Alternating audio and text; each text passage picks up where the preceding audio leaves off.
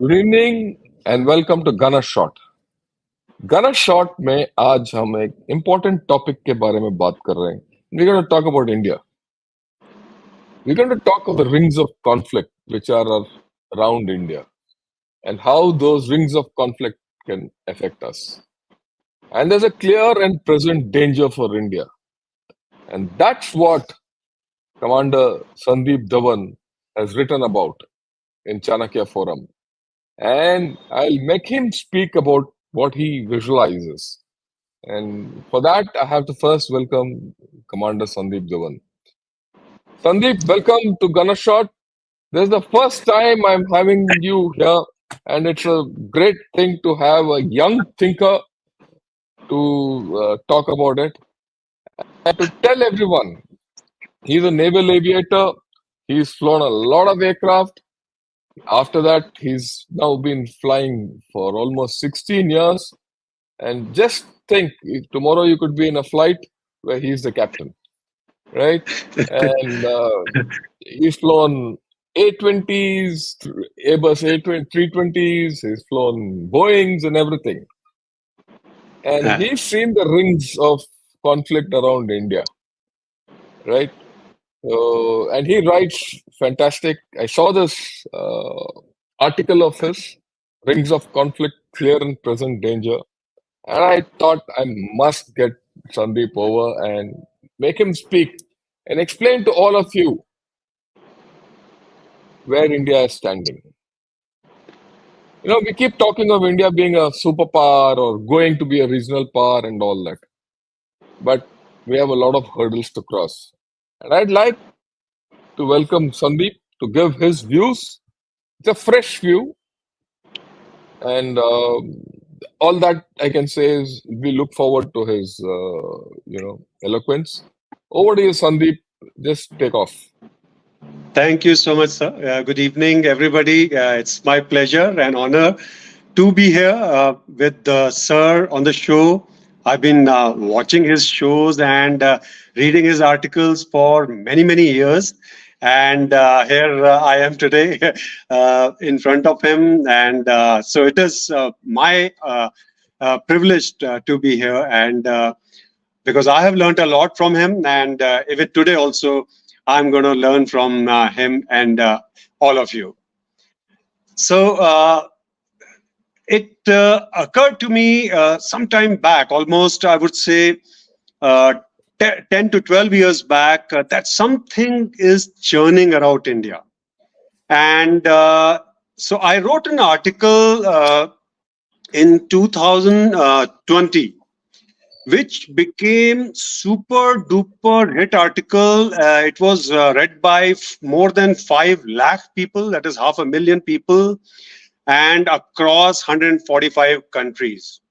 That was, I had written, the Third World War is on and we are unaware. So that is the time I had introduced this ring of conflict concept. And in that, I had mentioned how phase wise enemy is going to encircle us. And that is what this article I have written in further detail and with in last 4 years, what has happened. So that is what is this article is all about. And even this article has crossed many milestones. Along with that, I had given one article about a year ago in which I had predicted the China's 2024 threat to India's elections. And post elections, again, I had given one article which is a curious case of deep states, Western deep states interference in Indian elections. And that article, these two articles are still going strong. They have crossed 3 lakh readership. And I keep still keep getting hits of almost 1,000 every day. So that's what I learned in so many years, and I have been following this. So should I start going Yeah, yeah, over one by one, yeah, sir? yeah. What I Yes, sir. would request is give an overview of where we are. Because That's you've right, written sir. 4, 5 articles, and there's a link within all your articles. You have a stream Yes, sir. running, says, look, India is progressing, India is doing everything. There are a lot of countries which want to become friends with India, but superficially they talk of friendship, but behind the back they do something else. That's And right, sir. Absolutely right.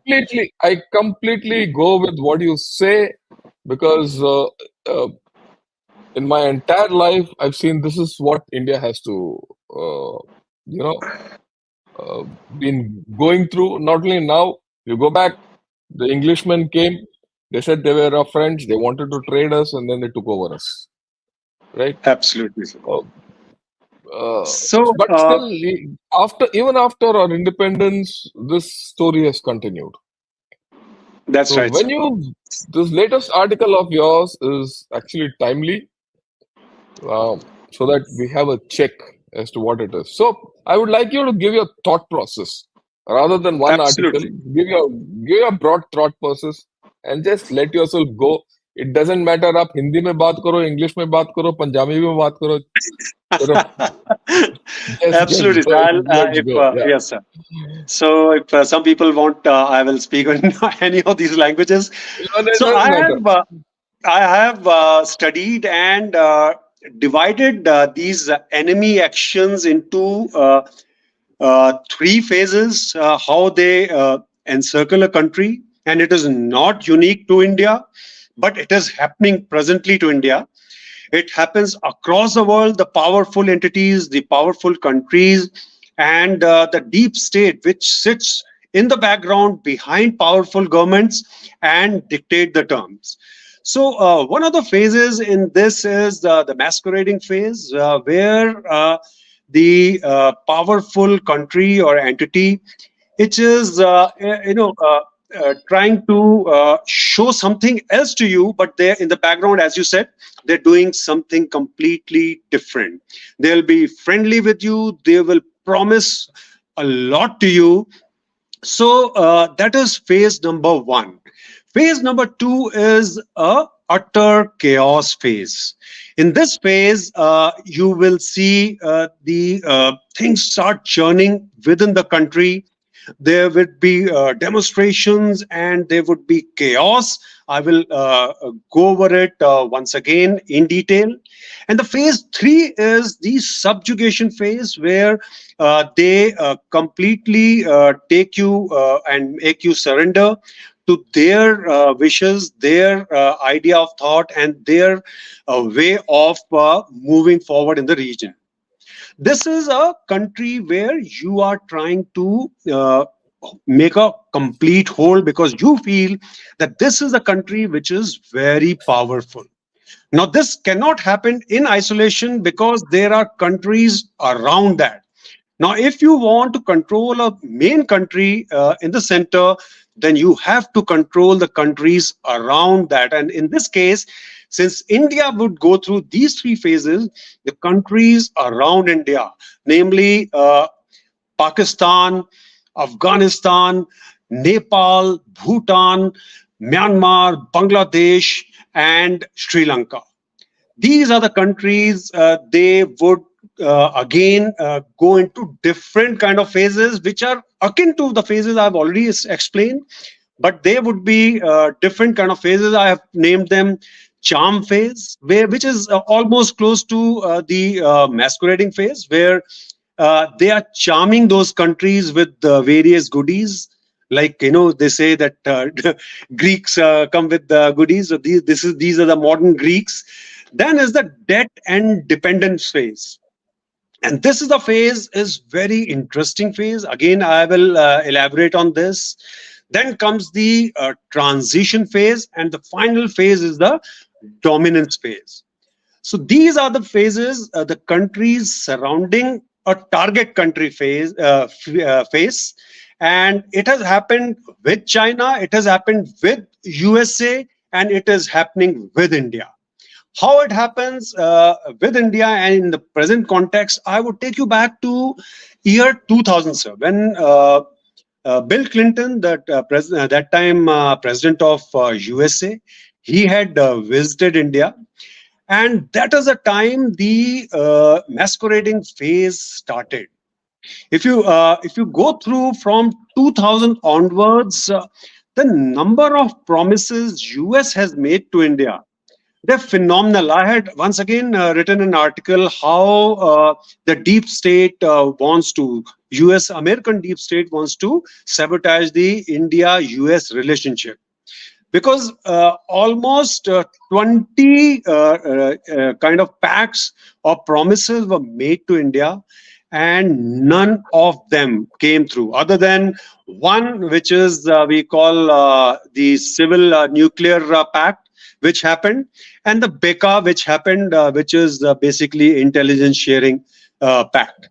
Other than that, everything has remained on paper. In fact, I am very upset that India, because if you see, China made wonderful use of this masquerading phase when USA was implementing this phase on China. So they made amazing progress during that time. They got technology from there. They used to send their scientists, students, business enterprises to USA, and they got phenomenally benefited. And the window was opened by Nixon, as or we all know, in 1972. They recognized China in 1979, and thereafter, 80s onwards, China has never looked back. But we never capitalized on this phase, and sadly, that phase is getting over. Now, when I say getting over, doesn't mean a phase gets over. We will always continue to see the masquerading phase. In parallel, a new phase starts, that is the utter chaos phase. And the utter chaos phase started almost about a decade ago. I can take you back to 2011, sir, when the Anna Hazare demonstration Moment. started in Delhi during Congress government, and the Delhi came to stand still, the Congress government came to stand still, and the whole India thereafter was glued to TV and watching what is happening next. That was the beginning of the utter chaos phase, and that continued even 2019 to 2021, when the Delhi riots to CAA demonstration to farmers demonstration, you saw that government was brought to the knees almost, and such a powerful government which came in 2014 could not stop it. So this, yes, sir. Yeah, You saying something? yeah. I wanted to highlight what you said. You made a very important point. About this utter chaos phase. Now, what do you see when you look at the Anna Hazare movement and the farmers' protests and that, bringing down of that flag and the Red Fort and all that? You put everything together. There was chaos instigated from outside. There's no two ways about it beyond a point. So, what happens then? What you actually brought out is that it doesn't matter which party is in power, it's a larger issue. Absolutely, sir. And right, it's a larger issue, right? And the deep state aims at undermining India. That's the bigger word I want to use. And I mean, being very open about it. Okay. And what you said also, the deep state. Now, there's a deep state which is operating, and there is a government which is operating. The government and the deep state, from the origin, are operating in two different planes. That's the thing That's right. which you have That's actually right. That's put right. across. That's absolutely Right? So the deep state does something which the government doesn't say, which the government says something else, the deep state does something else. And the deep state, irrespective of which government is there in power in that country, and irrespective of which government is there in our country, gets on with it. Isn't it? yes, sir. That's the thing. Yeah, I think you put it out absolutely perfectly. Just go ahead. Yes, sir. So now I'll again take you back to 2018. The act which started in 2018. Why I'm taking you to 2018 is because the present state, which is a circle, which is a ring made, the chaos ring or the crisis ring made around India, or the crisis zones being created around India, That whole programming started in 2018. And who are the players? There are three players in this involved. One is Pakistan and ISI, and this is a common player along with China and USA. And ISI and Pakistan, it is playing a double game. It is playing for both the parties. The highest bidder it will play for, and we all understand and know how USA has been funding the Pakistani army for years together, decades together. In fact, some people say that the Pakistan has survived economically just because of funding from USA. Now appears China, and China started funding, and especially when the generals of Pakistan army, they get funded personally, the scenario changes completely. If we go back to 2018, sir, and remember that Pakistan army chief visited Maldives. Now, why should the Pakistani army chief visit Maldives, sir? 2018. If at all, first of all, they don't share any kind of border. If at all Pakistan's any military personnel has to visit, then it could have been a naval chief, not the Pakistan army chief. But it has got a phenomenal importance. That is why he visited there. Then a lieutenant general, very senior lieutenant general from Pakistani army, same time was visiting Nepal. Now, Nepal, we all know, has been in China's orbit for a long, long time. In fact, it took a lot of coaxing from USA to just give her aid of some 550 odd million dollars. They were refusing under pressure from China.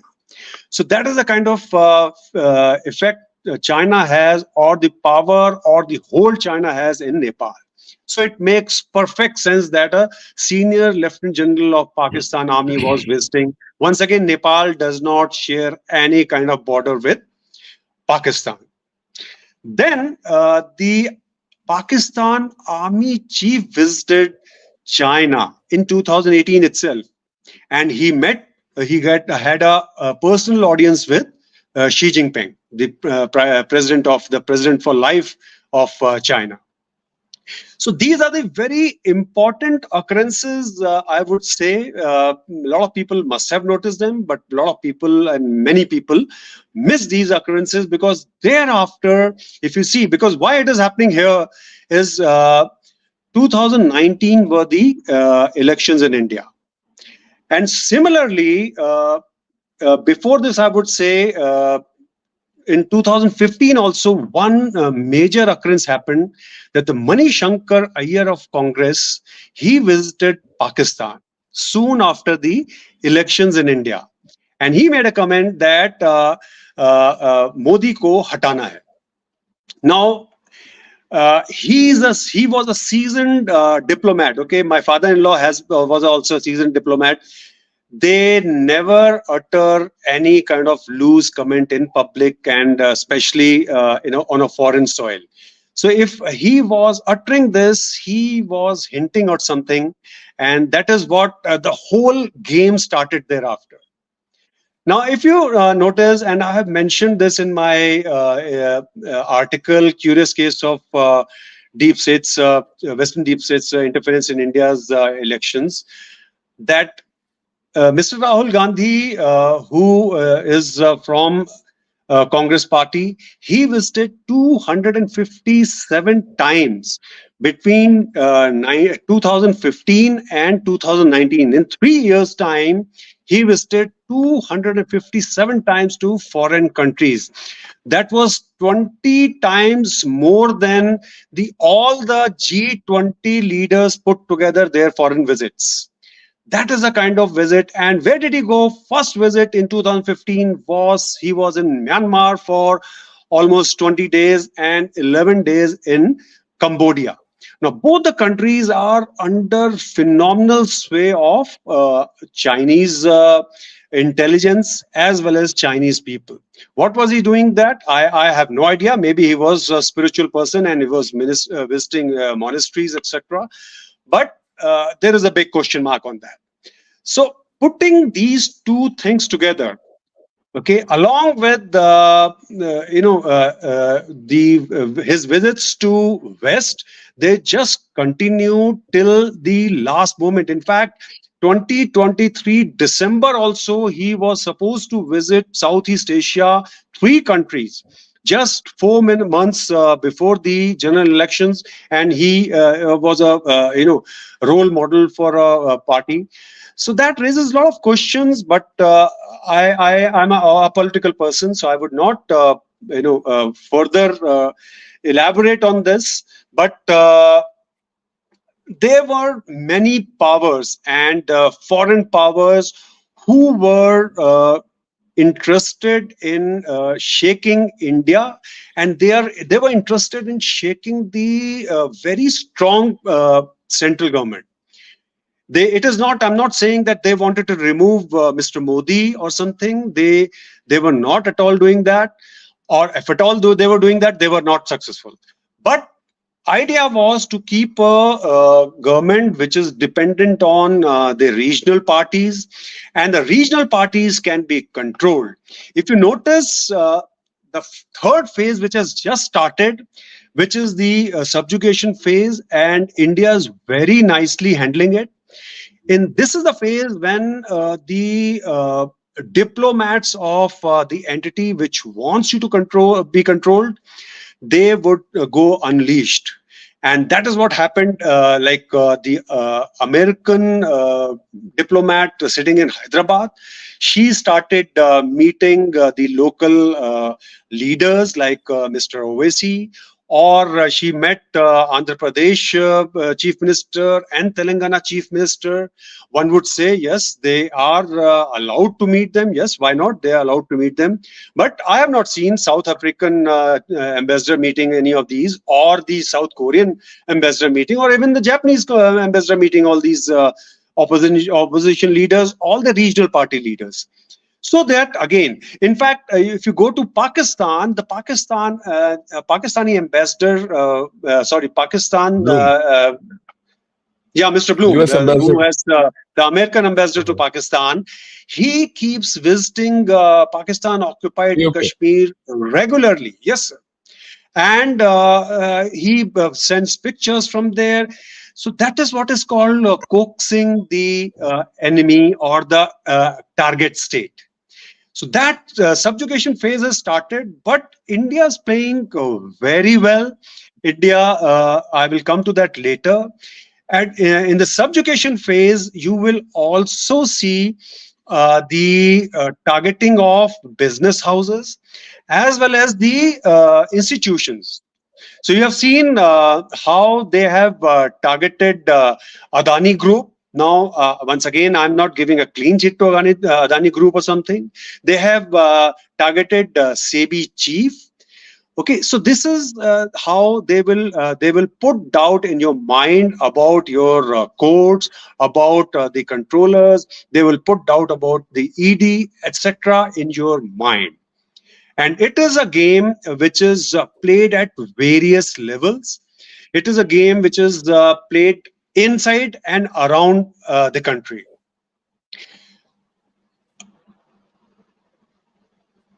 Yeah. Okay. Go ahead.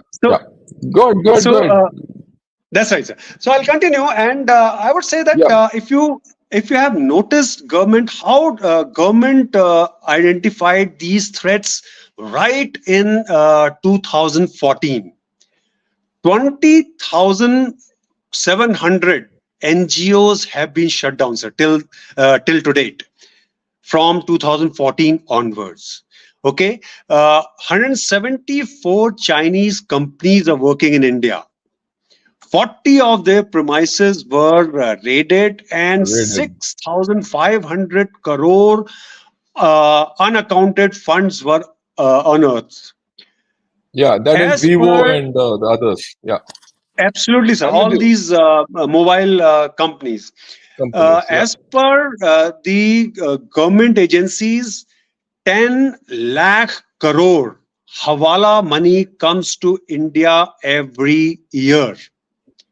Now, how much is business entities are sending across, how much terrorists are sending across, and how much these foreign entities, which could be USA or China or anyone sending across. It is a very big question because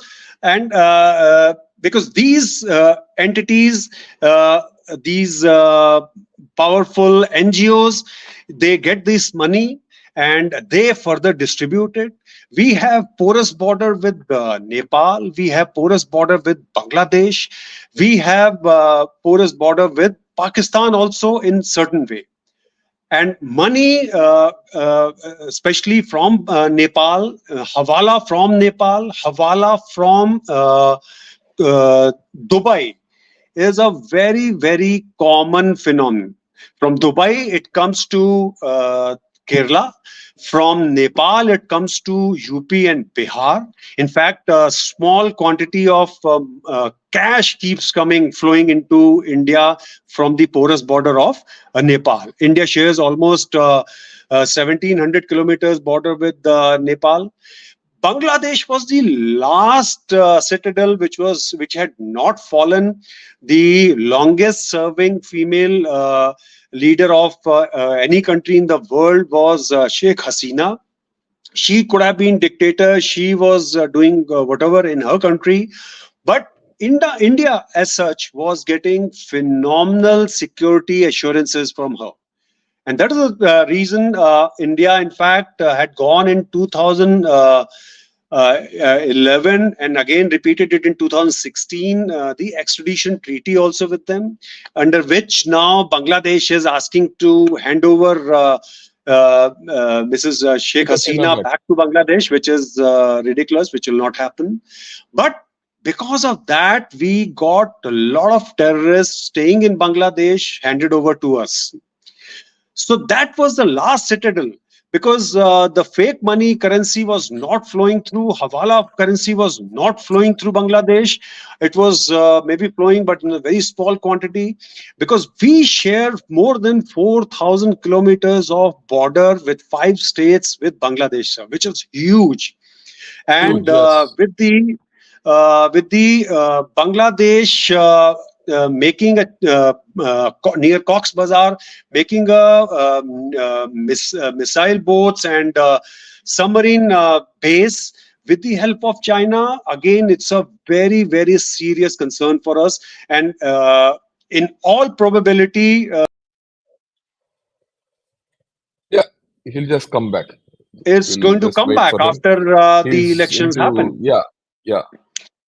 Okay, and the BDS is hand in glove with the ISI. They are hand in glove with China.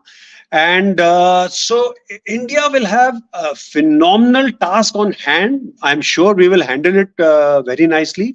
But we have challenges, and they are going to come from Bangladesh. The Myanmar border, we already know what is happening in Manipur. We already know what is happening in Maldives, though Mr. Jaishankar, Dr. Jaishankar was there recently, and we're trying to recover things. But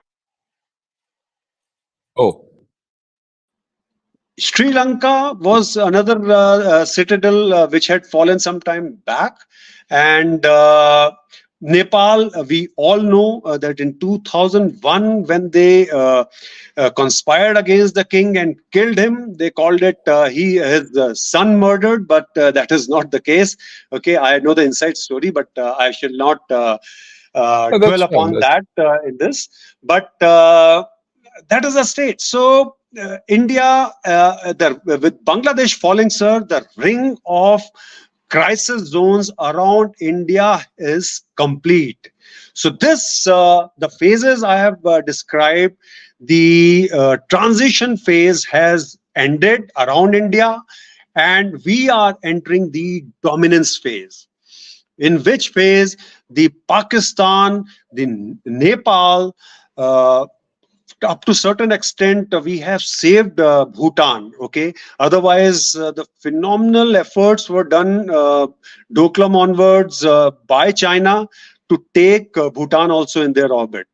Myanmar, we know, and Bangladesh, and Sri Lanka, and Maldives. So this circle has completed with fall of Sheikh Hasina's government in Bangladesh. Yeah, that's. I think you summed up the situation pretty well, and I go with it to almost the full extent without any reservations. I'm very clear about it. So what we see today is there are two powers which are vying for India, right? Both China That's right, and sir. US. Both are vying for India. Uh, let's put it this way, and we all know that both are vying for India because whichever way India swings towards is that weight will go there, and geopolitical issues. The power that power where we swing towards will benefit. So there is an attraction phase in this, and there's an undercutting phase in this in both cases. Absolutely, sir. So which do you think is more powerful of the two?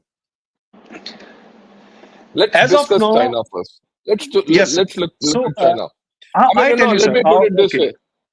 In this competition, neither is our friend at all. Okay. None of them. Uh, None of them are our None of them are friends. our friend. That phase is already And over, sir. that they are looking at their interests, and we should look at our interests. And I'm Absolutely, not sir. interested. Yeah. So discuss China.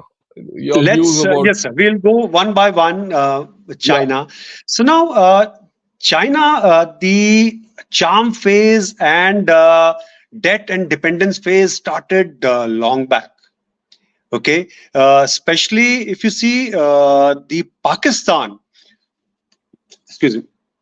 Pakistan has phenomenal. Their debt jumped from 7.6 billion in 2016 to 26.5 billion in 2024. That's a huge jump. Then Sri Lanka, which is again 4.6 to 8.8 billion. Myanmar 0.97 to 6, Bangladesh from 0.97 to 6 billion. Maldives 0.3 to 1.2 billion. And these are huge figures for these small Small countries. Nepal countries. was, yes, sir, very small countries because their annual budgets are very small, their GDPs are very small. And today's state is that Pakistan, okay, if they have to serve these, just the interest part of this, they have to shell out 57% of their government earnings to serve these interests. Sri Lanka has to churn out 54% of their government's earnings. Bangladesh 31.5%. And Pakistan's external debt, 72% is owned by China. Whereas Maldives is 68%, Sri Lanka 57%, and Nepal 27%. These are phenomenal figures for a Small small figures. country. So Yeah, huge figures, a small and country just with no one entity. resources. Main point what I'm trying to make here is just one entity, and that is China, that is holding. Now, in this, why this is more successful than USA's approach, because USA was giving more of aid. USA was giving loans, but only through IMF and World Bank, and that too with lot of conditions. China gives loans at commercial rates. Okay, most of us must be owning house, so China gives commercial interest and floating rate. That means if the rates go up in the world market, the Chinese interest rates will also go up. Chinese the companies, when the China gives loan, the condition is simple that only Chinese companies will carry out the work. They will finish the work and they'll hand over the project to you. Case in focus is you can see Hambantota, you can see Gwadar, you can see the airport in Nepal, which just recently they made. These are all white elephant they produced. What has happened is loan has been given by Chinese banks, work has been done by Chinese companies. So money has already gone back to China, sir. And these guys are left with these white elephants. If you know, the Hambantota port now gone to China for 99 years lease. Part of Gwadar port is on 40 years lease with the Chinese company. The Nepal airport, okay, Indian government is Pokhara. putting a lot of pressure. Yeah, the Pokhara airport. Okay. Indian government is putting a lot of pressure to avoid that falling into China's hand. Just imagine the kind of security, the threat that would be for India if that airport goes. That is the reason India has taken over the Hambantota airport. Again, that was made by China. They have made huge complexes there, but the Adani group has taken over that airport so that at least some kind of threat has been reduced. The air element from the Hambantota airport has been reduced. So these are the phenomenal threats we are seeing from China, and China also controls a lot of senior politicians, their secrets. Because this Chinese surveillance in these areas are phenomenal. If you know that most of the phones, most of the almost 75% of the world phones are produced by China. 49% of the laptops, iPads, and things like that, all produced by China. And almost 90% of the surveillance cameras are produced by China, sir. And these are the surveillance equipment for China. As we talk to each other, we and you and me, not sure if you have, like I don't use Chinese phone or any other Chinese item. But if you have by mistake even a Chinese app, okay, before 2020, India had 50% of Chinese apps. Today it is reduced to 29% because of government steps. But that is also a huge number. And these are the free apps. Every youth downloads, they give you free service, but you just don't know how they are surveilling you using these apps. Each and every moment of yours, finger movement, facial expression is recorded and taken out by these apps to further explore or exploit. So just imagine how they can control the senior officials of a country, generals of Pakistani army or Nepali army, or the leaders of Nepali army, Nepal and Pakistan, or Bangladesh, because they would be all using their equipment. In fact, recently there was a hue and cry in USA because even the cranes fitted on the ports in USA, the surveillance camera, yes sir, all Chinese, and surveillance cameras fitted on them were recording the flow of the cargo and where it is going and how it is going. That kind of surveillance was being done. So just imagine the nerve of all these politicians, all the countries around India, and maybe many of them is in the hand of China. So it is a clear and present danger. 13 to 16 years of Indian children, they are on social media. 31% is their social media login effort. So that is, all those activities are being noted by China. I completely agree with you. Sir, you must have noted then there's a huge rise within last couple of years, I would say a decade, about very low cost companies who do your blood test, who do all kind of tests at 1/4 the cost of the hospitals do. They come to your home, they collect your data, they within 24 hours you get phenomenal results, and all come at the cost of 200 rupees, 300 rupees. You go to hospital, you have to pay, shell out 1200, 1500 rupees. So you always go for these companies. Has anybody ever checked the background of owners of these companies? The China is collecting our medical history. 90% of USA's citizens' medical history is already owned by China. Today, the data is new oil. And the AI, which we all keep talking about, is useless without data. And that is the reason China is collecting data, and they're giving you cheap phones, they're giving you cheap products, they're giving you everything. Yeah, I'm completely in agreement with what you're saying, but I'd like to put across a few issues and I'd like your views on that. You Yes, know, sir. despite whatever China has done, and I've also been speaking on China and done a lot of research in China. If you see around countries, you look at Pakistan. When you look at Pakistan, what you see is that China is facing tremendous problems in Gwadar, which is their main base. And the CPEC is down completely, and all that. Let's focus on Pakistan for a minute. So whatever they're planning with Gwadar has not gone ahead. Whatever they were hoping to do in Pakistan is on the back foot. The CPEC is virtually in a standstill mode, right? Absolutely. All the thermal plants which China built in Pakistan are now almost shut for the simple reason the independent power producers have not been given money, right? Absolutely. And no one can pay them. Okay, so China and Pakistan can't pay. I'll take it a step further. Pakistan will never pay anyone.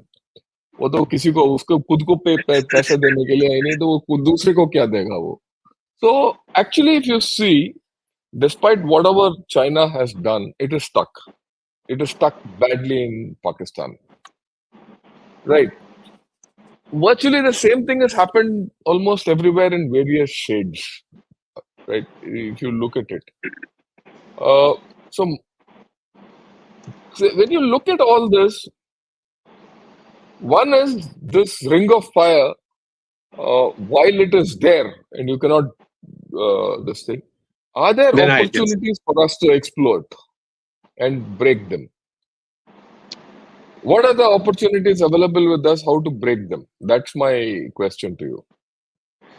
So, if you notice, sir, we have never disowned Afghanistan.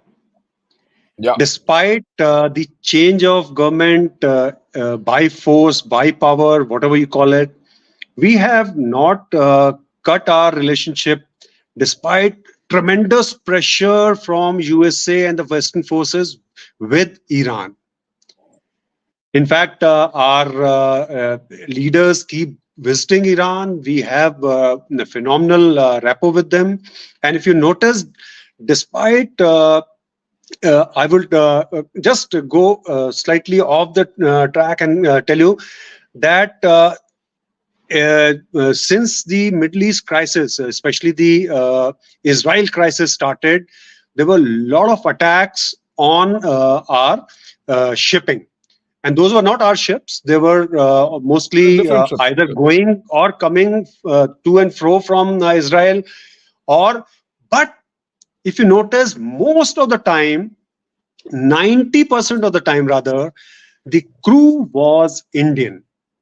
And it is a known fact. Okay, India runs about 10% of seafarers in the world. That's a huge number. Okay, we have the third largest seafarers in the world, but number one is China.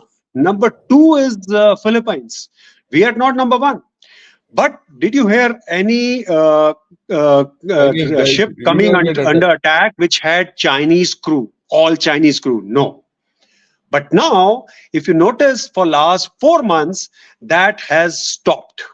Yeah. So India has, despite China's huge sway over Iran, despite China trying to make inroads into Afghanistan, we have a lot of leverage in these two countries.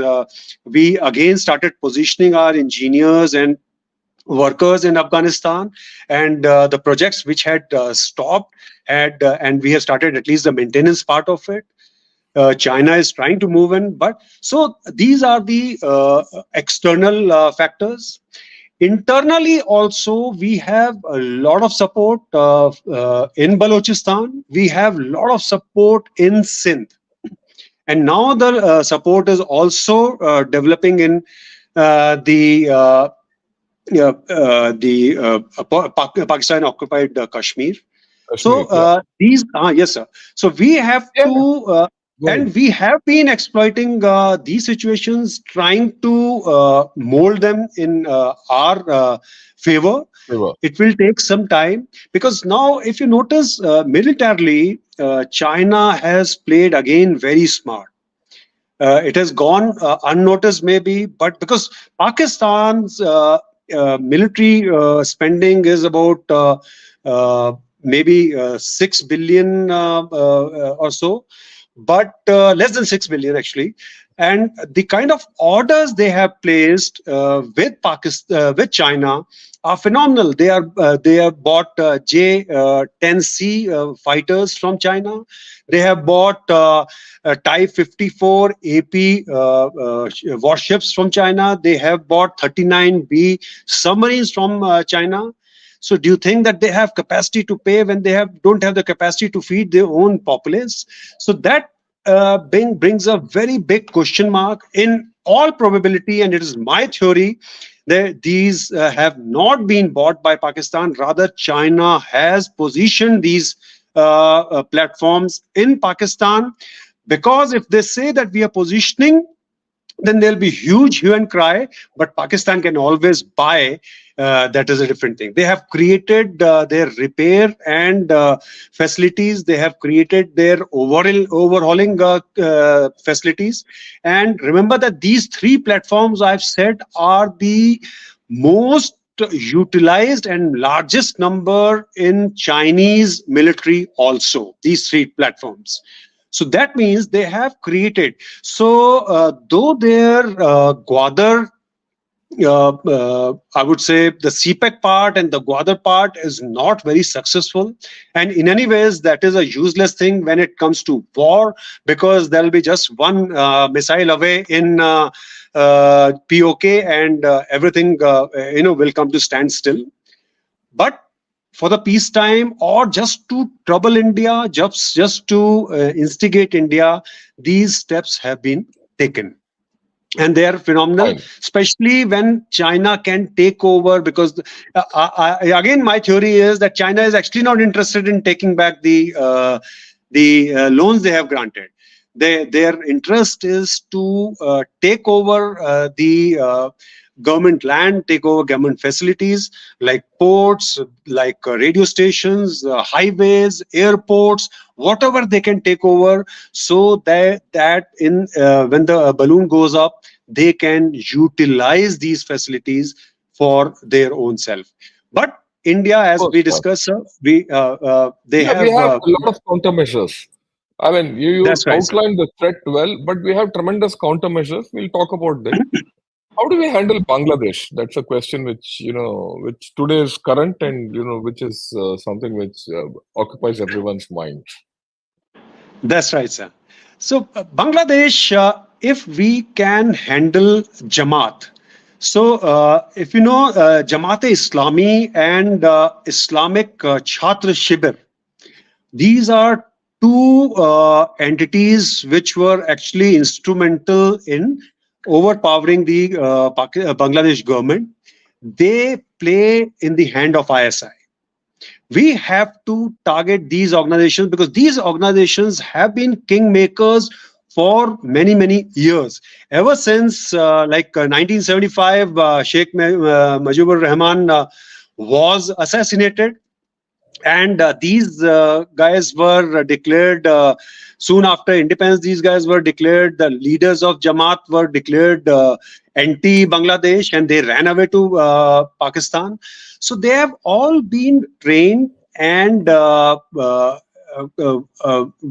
indoctored by ISI, especially now this is the Chhatra Shibir, because they have recently gone there and taken a lot of training from ISI for the civil unrest, for the civil war, whatever you want to call it. And they have come back and they have done exactly that. Funds were pumped in. So we have to target these two entities. If we target these two entities in certain ways, stop their funding, and I will not elaborate further how we have Yeah, that's to okay. target. That's okay. That's fine. Yeah. If we just sort out these two organizations in Bangladesh, Bangladesh Nationalist Party uh, will come, but it will remain weak, and we can handle them. But if Jamaat is behind, and if the Chhatra Shibir is behind them, then it will become a problem, because they have been kingmakers for many years for many parties. Right. I think you outlined a lot of things today. You outlined the dangers which confront India, the threats which confront India, and these are the realities of day-to-day life which we have to contend with. Uh, Before I take questions from everyone, and I'd like to tell everyone, today I read a very interesting, yesterday or today, I read a very interesting article. In China, there's a cartoon which has come up, and this cartoon is raging in Weibo. And what does this cartoon say? This cartoon has been planted in social media officially by the Communist Party of China. So what does this cartoon convey? It conveys to the village clans. There are a lot of clans. China, if you disaggregate Yes, China, sir. Yes, sir. full of clans. It is warning the clans in the villages not to go against the party. Yes, sir. You I know, saw that. whe- Yes.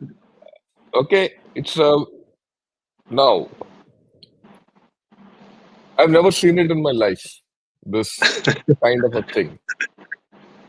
Given China's internal problems, this is something completely out of context. So this needs a That's lot right. of thing, that actually puts China in a hole. The moot point today, and this is something which I'm going to discuss in my next podcast. Either I'll do it myself or with CIR tomorrow or day after.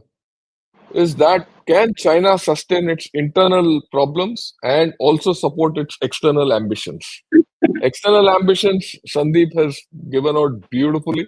There's no doubt about it. And I'm glad and I thank Sandeep for outlining with figures the enormity of the problem which India faces. But there's a flip to it, and the flip is, can China sustain this? But that we'll discuss a separate way, right? I thank Sandeep quite a lot. So can we take a few questions? I think you need to answer some. I mean, Yes, sir. a lot of people are saying, right? Okay, this is a very interesting question. He says, all our neighbors are eager to be colonies of USA, like China, but not Bharat. Yes, it's a very pertinent question, and why people are, let's say, going away from India. So you have to understand, that shows power of India, the location we are in, the geography of India is the envy of every nation in the world today. Okay, if you have read Kaplan's book Monsoon, which talks about South Asia and the importance of South Asia. And we, as India or Bharat, we sit at the helm of that location. We are the proprietor of, if I may say, Indian Ocean. Okay, today Indian Ocean has 80% of world's energy needs being met through Indian Ocean. 40% of cargoes go through world's cargo goes through Indian Ocean. 900 billion worth cargo of China passes through Indian Ocean. So that is the phenomenon. So everybody, when I mean to say, China wants to control India, and West, especially West, means USA, UK, and their friends. They want to control India.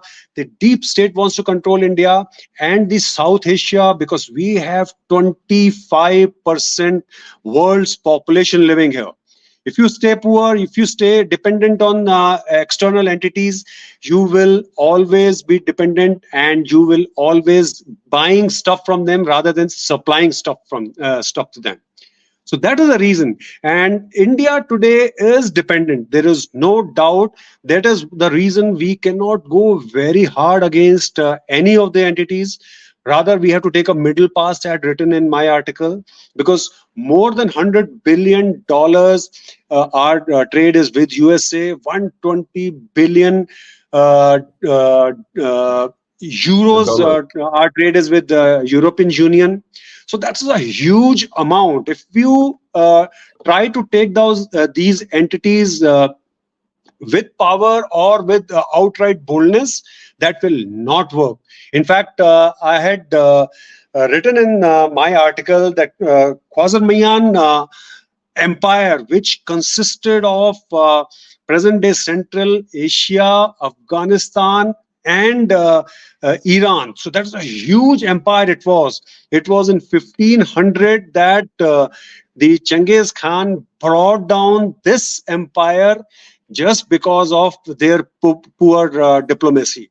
Okay, they when the Genghis Khan sent his emissaries to this empire, they killed them. He sent again, they again killed them.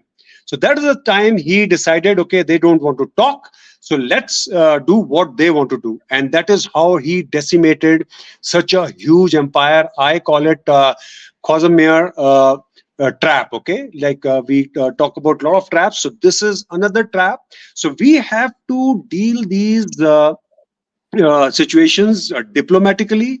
We have dealt very nicely in Sri Lanka. We have given them $4.1 billion soft loans and credit line.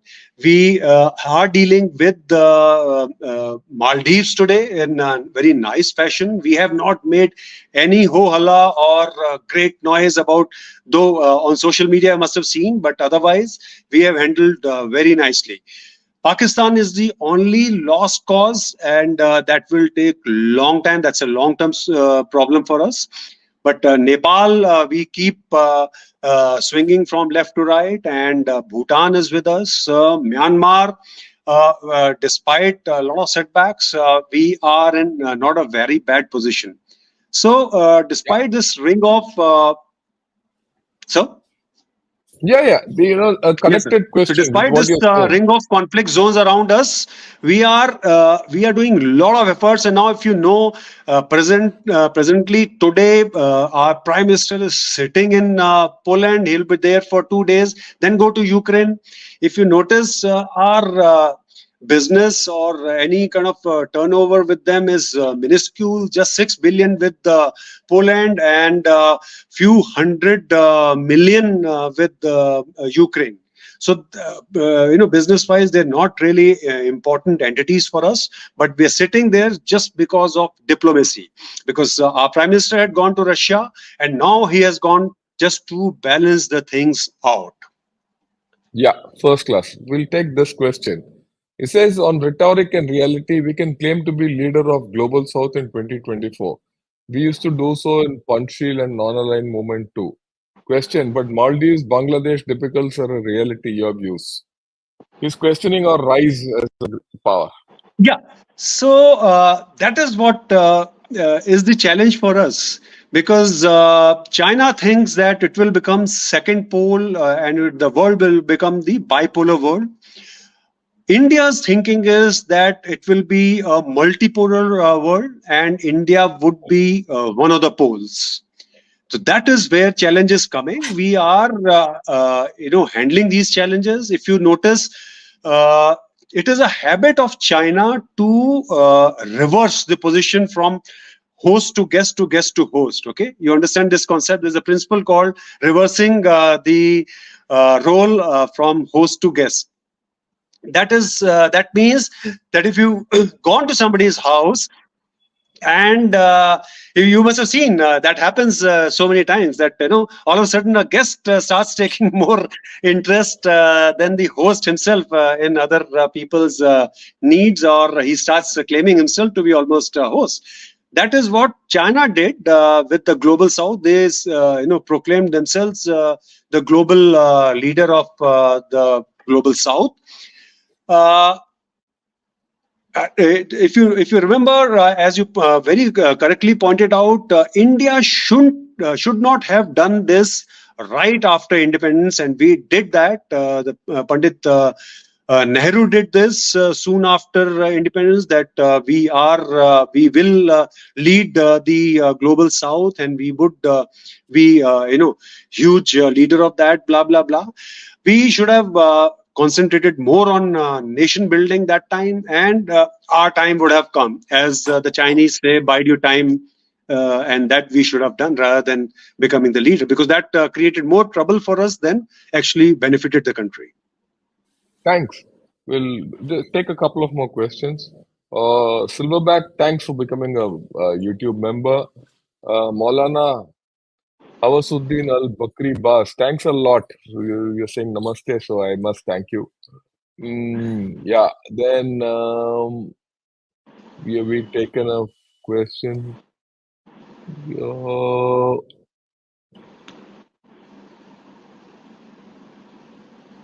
talk. Let me see if we have an interesting question.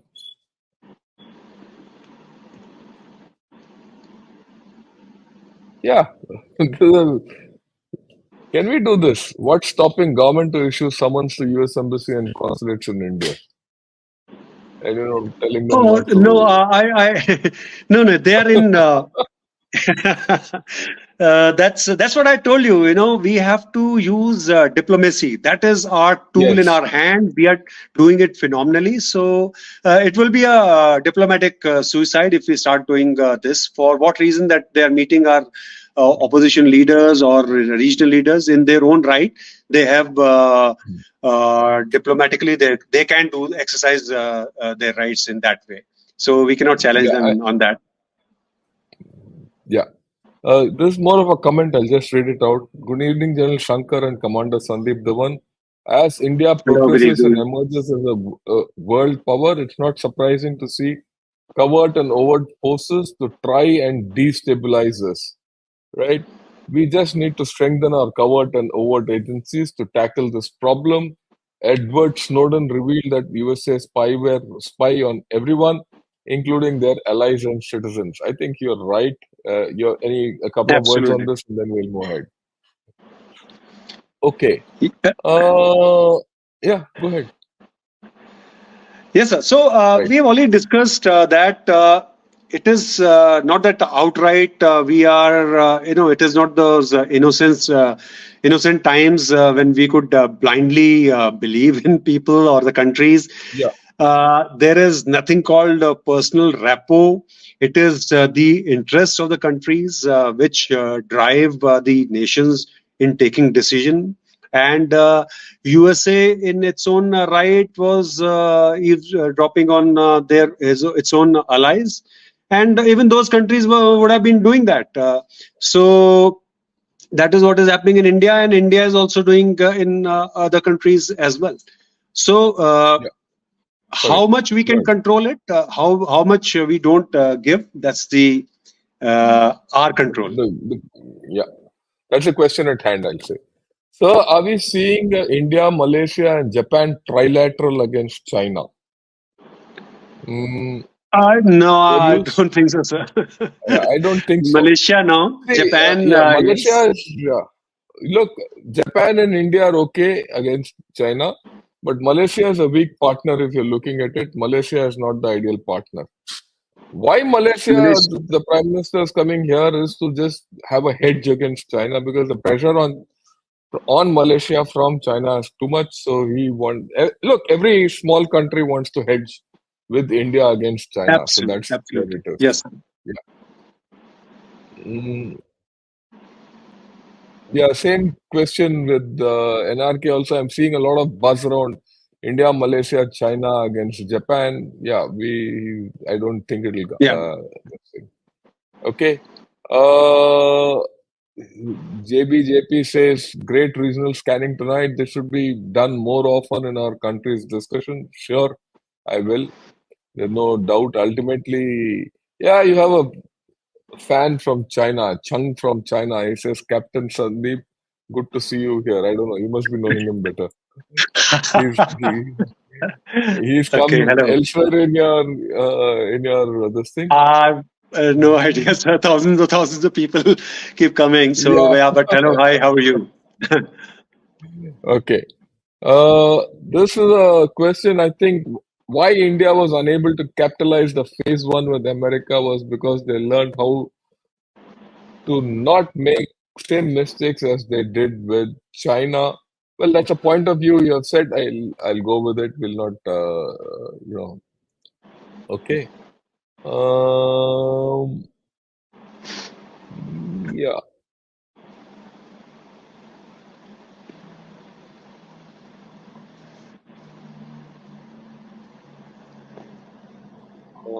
Let me see if there's another question.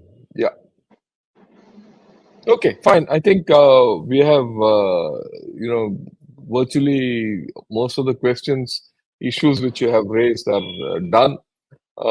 In fact, today I must say that Commander Sandeep, the one has given us a broad view about what's happening in our neighborhood and how China is making inroads, how USA is also making inroads.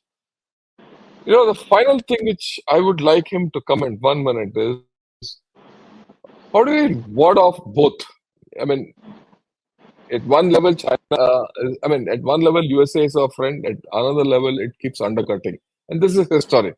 They've always done it. If you look at the US ambassador's statements in India, indicate that very clearly. On the other hand, you have China, which is going to be your lifelong adversary for a long time to come, right? In this, how do we handle this? Where do you go? How do you swing, and how do you keep your own balance? 2 minutes So on that, and then we'll say Jai Hind. yes, sir.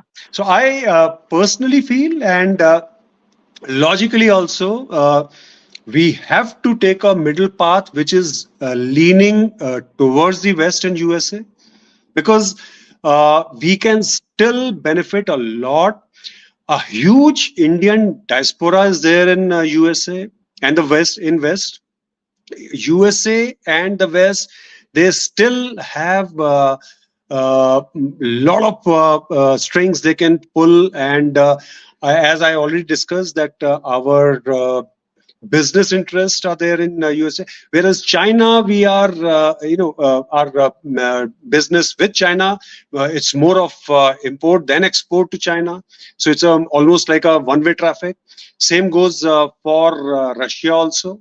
So we have to continue making efforts to avoid war with China. That we should not reach that stage, and we have to have better relationship, or rather keep making efforts with the key countries like France, Australia, Japan, South Korea. We have to keep a window open with the Paria states like Russia and Iran, because despite the fact the West is putting a lot of pressure on us, they also note that if you want to read the mind of Iran or Russia, India is a better bet than China, and we can provide them a lot of know-how and inner information for these countries. And rather, if you notice that one of the statements of our Prime Minister was that I can bring peace between Ukraine and Russia, and that is what Yeah, he's going to convey in Ukraine.